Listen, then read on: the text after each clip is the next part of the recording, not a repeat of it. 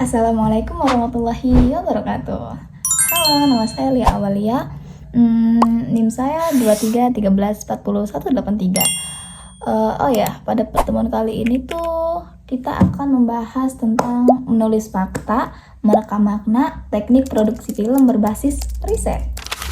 Materi pertama yaitu format penulisan dalam produksi film. Nah, format penulisan dalam produksi film itu yang pertama ada margin. Pengaturan margin itu sangat penting karena untuk menjaga kerapian dan keterbacaan naskah, terutama jika misalkan naskah ini akan dicetak atau dijilid gitu. Kalau misalkan menggunakan software khusus kayak Final Draft, itu pengaturan marginnya biasanya udah diatur otomatis sesuai dengan standar industri. Nah, kalau misalkan kita menggunakan Microsoft Word, itu pengaturan marginnya itu dilakukan secara manual. Nah, margin dalam format skenario itu batas atas, batas bawah, sama batas kanan itu 1 inci. Sedangkan kalau batas kiri itu 1,5 inci. Terus berikutnya itu ada huruf. Hampir semua skenario film profesional menggunakan font Courier yang ukurannya itu 12 pt. Font ini tuh dipilih karena setiap huruf dan spasinya itu memiliki lebar yang sama atau bisa juga disebut dengan monospace gitu, sehingga memudahkan perhitungan durasi film. Terus berikutnya lagi ada halaman. Nah, software profesional seperti Final Draft yang udah dijelasin tadi, itu perbandingan yang digunakan itu satu halaman naskah yaitu satu menit tayangan. Artinya, jika kita misalkan menulis naskah setebal 60 halaman di Final Draft, maka durasi film yang dihasilkan itu kurang lebih sekitar 60 menit. Nah, sedangkan kalau misalkan di Microsoft Word itu berbeda. Nah, satu halaman naskah di Word kira-kira mewakili 1/4 menit tayangan gitu, teman-teman. Nah, berikutnya ada spasi. Spasi tiap elemen pada skenario yaitu yang pertama antara elemen skin heading, deskripsi, dan nama tokoh itu 2 spasi. Terus uraian deskripsi dan dialog itu 1 spasi. Terus juga margin scan heading dan deskripsi rata dengan margin kertas biasanya 1,5 inci gitu. Nah, tiga poin tersebut itu adalah format skenario film yang berkaitan dengan bentuk teknis lembar kerja gitu.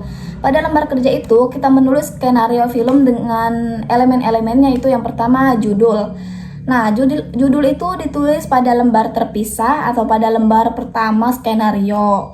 Judul itu ditulis di tengah halaman dan digaris bawahi gitu. Yang kedua itu ada scan. Scan adalah adegan, yaitu bagian terkecil dari cerita gitu. Scan itu terdiri dari beberapa elemen yang membentuknya, yaitu yang pertama ada scan heading, yang merupakan keterangan di mana dan kapan adegan itu terjadi. Terus berikutnya ada deskripsi.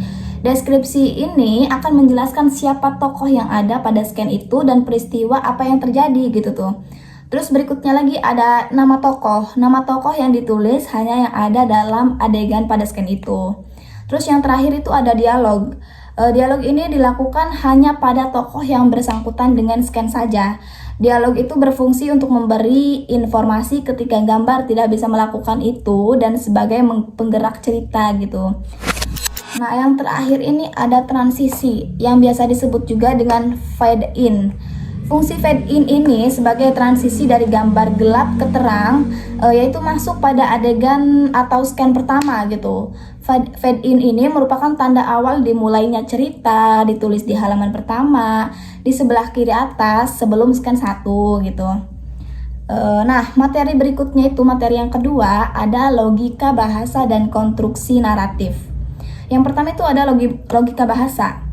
Logika bahasa itu dalam film mengacu pada sistem tanda yang digunakan untuk menyampaikan makna melalui elemen sinematik seperti gambar, warna, suara, pencahayaan, dan juga ekspresi tokoh. Terus yang kedua itu ada konstruksi naratif. Konstruksi naratif merupakan cara pembuat film menyusun cerita agar dapat dipahami penonton gitu. Umumnya, film memiliki struktur naratif 3 babak, yaitu pengenalan, konflik, dan penyelesaian. Namun, tidak semua film itu menggunakan alur linear gitu, teman-teman. Ada beberapa film menggunakan teknik non-linear seperti flashback, potongan waktu atau cerita paralel untuk membangun ketegangan dan memperkaya makna. Nah, logika bahasa dan konstruksi naratif ini saling berhubungan, teman-teman, yaitu saling berhubungan erat dalam pembentukan makna film.